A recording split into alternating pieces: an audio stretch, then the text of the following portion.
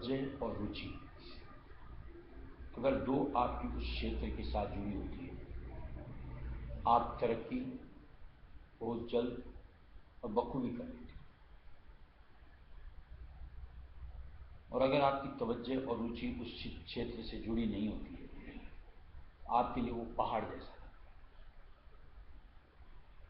और उसमें आप लटकते झटकते बस घसीटते हुए चलते हैं। जैसे मान लो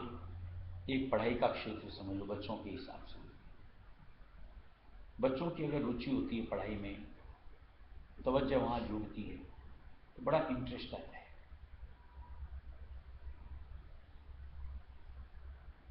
अगर रुचि नहीं होती है, तवज्जो नहीं जुड़ती तो बड़ा अटपटा अनमना सा रहता है और फिर मन की सोच के साथ चलो खेल लें, चलो भाग लें, ऐसे में उसके लिए पढ़ाई लगता है पहाड़ जैसे। कोई भी क्षेत्र देखो, उसमें अगर ऐसे आप सोचोगे तो निश्चित तौर से ऐसा ही लगता है। ऐसे हमारा परमार्थ का मसला है। अगर आपकी रुचि परमार्थ कमाने के प्रति है और आपकी तवज्जो मालिक के साथ जुड़ती है, बड़ा इससे रसीला दूसरा कोई क्षेत्र नहीं हो सकता, क्योंकि इसमें जो एक विशालता है, एक परमपिता की सानिध्य का एहसास होता है और कहीं ना कहीं शांति आनंद मिलता है, इससे बढ़कर के कुछ भी नहीं। लेकिन अगर आपकी रुचि ही नहीं होती है, तवज्जो वहाँ जुड़ती नहीं, तो आप उस चीज़ से अंतर से उस चीज़ से चूंकि नहीं जुड़ पाते हो,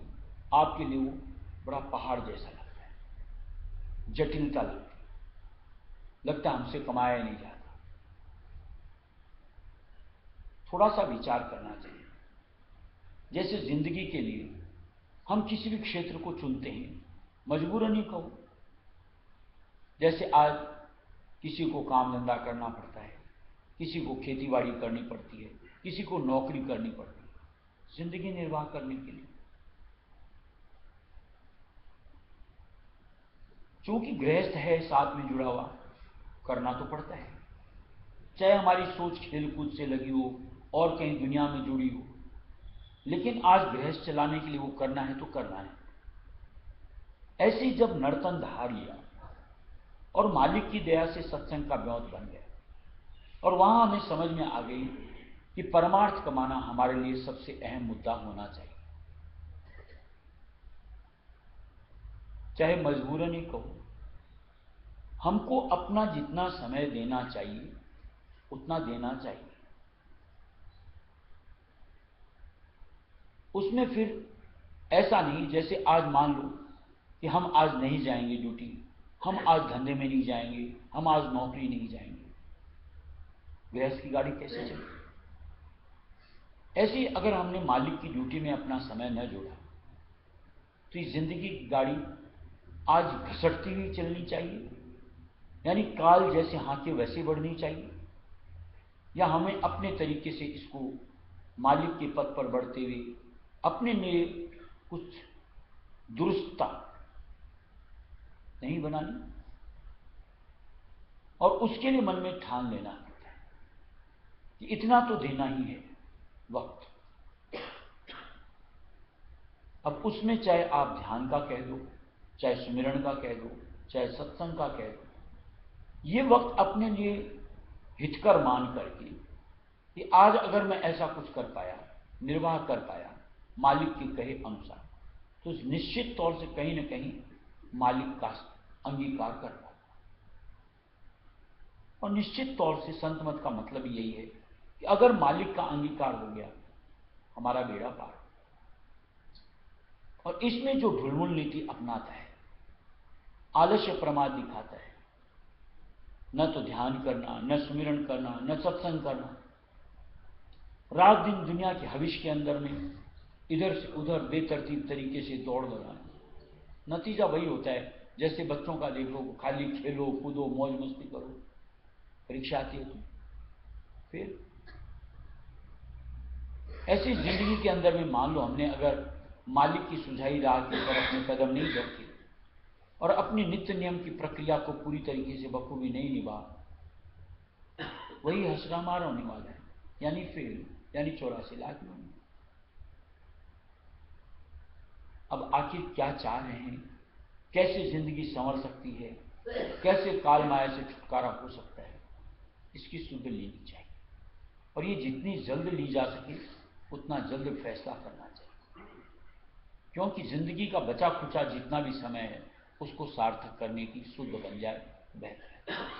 और नहीं तो बीतता बीतता समय सिर्फ पछतावे के अलावा कुछ नहीं देता, और पछतावे से काम नहीं संभलता। बसी मेरे घट में गुरु पड़ते, बसी मेरे घट में गुरु पड़ते, प्रीत की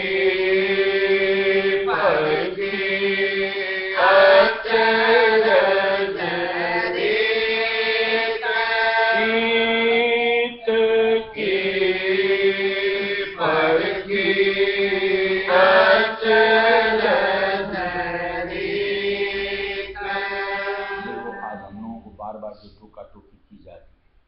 यही ध्यान भजन सत्संग सेवा के लिए बड़ा ही, जो इनके अंदर रस नहीं मानता है उसको बड़ी तकलीफ होती है कि हमें क्यों टोका जाए। और ये ऐसा ही जैसे बच्चों को बोलो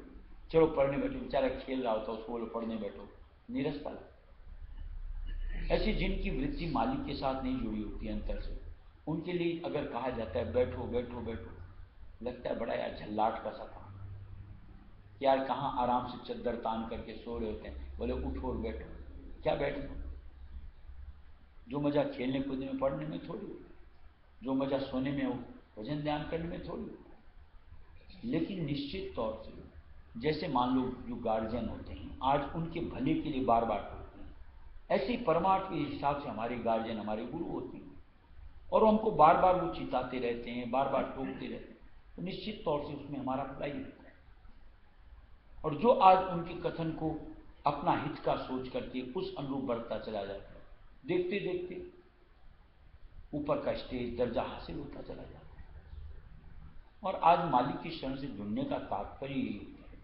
कि आज हम किसी तरीके से उस ऊपर वाले स्टेज को हासिल करें, यानी गुरुमुक्ता का अव्वल दर्जा, कि जहाँ मालिक की यूँ को मेहर दृष्टि की काबिलियत हम ले पाए, कि जिससे हमारा वारा न्यारा हो सके, काल माया से छुटकारा हो सके। और ये अगर कर पाए तो निश्चित तौर से आज जिंदगी यानी नर्तन का धारण करना, सत्संग का ब्योंत लेना, मालिक से नाम दान करना, सब सुफल हो जाता है। और नहीं तो चाहे नर्तन पालो, चाहे सत्संग धार लो, चाहे आज मालिक से जुड़ लो, तो क्या होगा,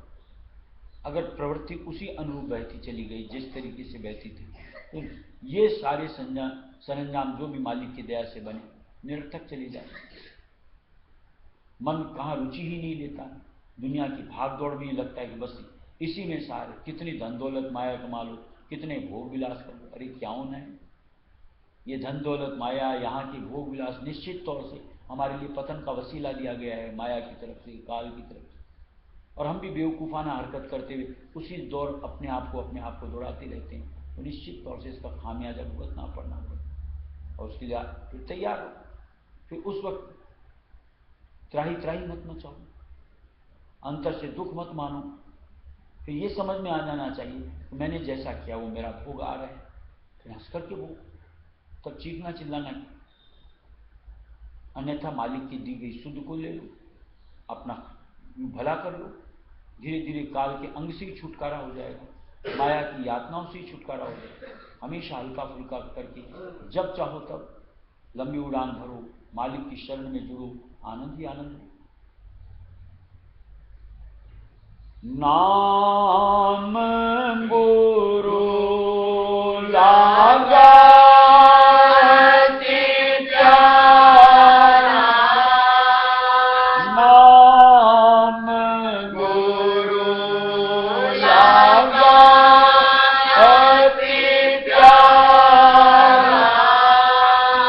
सूरत और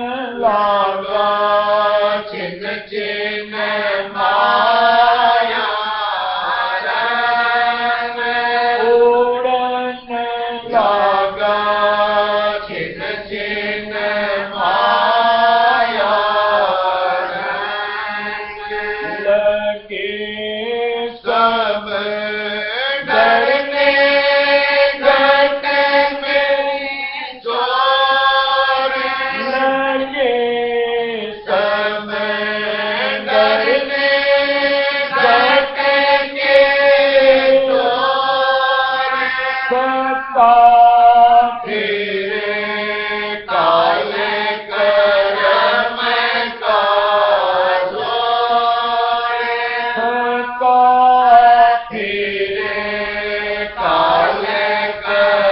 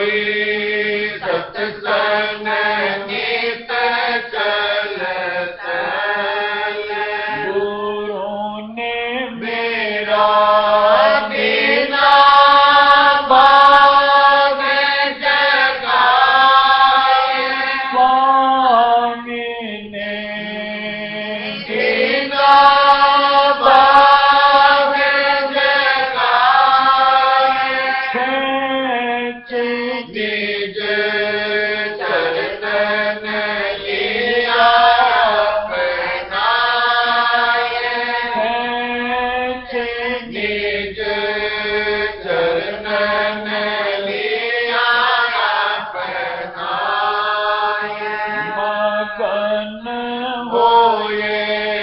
दर्शन करता नित मगन होए दर्शन करता नित शरण में दरता हित कर चेत शरण में दरता हित कर चेत माया में आरत लीन जगाए प्रेम मन आरत लीन जगाए गावता गुरु के सन्मुख आए गावता गुरु के सन्मुख आए शब्द धोने गर्ज रही धन गोरे शब्द धोने गर्ज रही धन गोरे सूरत मन चढ़ते घट में दौड़े सूरत मन चढ़ते घट में दौड़े शरण राधा स्वामी ये समाए शरण राधा स्वामी ये समाए निरखती घट में सदा बहाए निरखती घट में सदा बहाए मेहर की दृष्टि कीनी पूरे मेहर की दृष्टि कीनी पूरे हुई मैं राधा स्वामी चरणन धोरे हुई मैं राधा स्वामी चरणन धोरे बसी मेरे घट में गुरु परनीत बसी मेरे घट में गुरु परनीत जीत की पर की अचरन जीत की पर की अचरन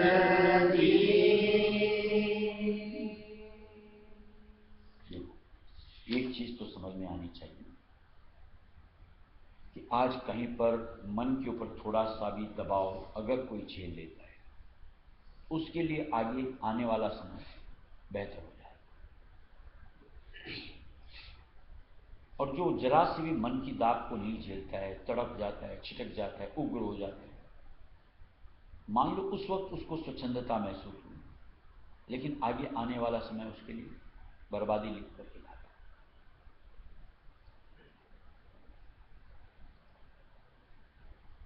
है। एक बार मालिक की धाप को सह लो,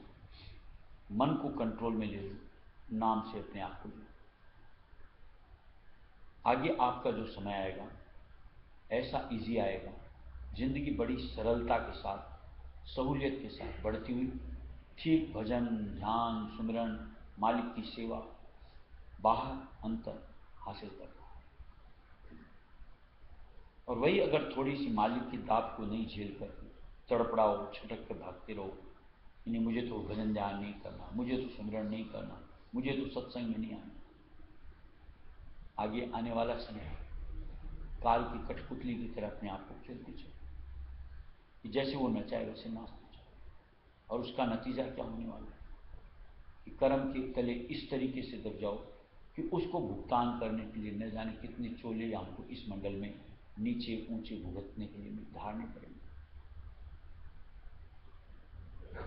इसलिए कहीं थोड़ी सी मालिक के ऊपर प्रतीत करके, उनको अपना हितैषी मान करके उनके वचनों को अंतर से मानना चाहिए, अपने हित का मानना चाहिए, क्योंकि उनके अलावा और कौन जो हमको परमार्थ के लिए टोका टोकी करे। दुनिया में कभी किसी को देखा है परमार्थ के लिए टोका टोकी करते? कोई करता है तो ठीक है, नहीं करता है तो ठीक है, लेकिन एक वही अपने होते हैं जो हमको बार बार ताकीद करते हैं कि देख तेरे लिए ये सही, सब करते हुए अगर तू ये कर ले तो हर जगह से तेरा बचाव है। क्या हमको उनकी बात को गौर नहीं करना चाहिए? यहां मेरे लिए कहा जा रहा है मेरे ही हित की है, उनका कोई हित नहीं है, और अपने हित की भी अगर शुद्ध नहीं है तो उससे ज्यादा तो बेवकूफी और कुछ नहीं कि जानबूझ करके कालिदास जी की तरह जिस डाल के ऊपर बैठो उसी को काटते।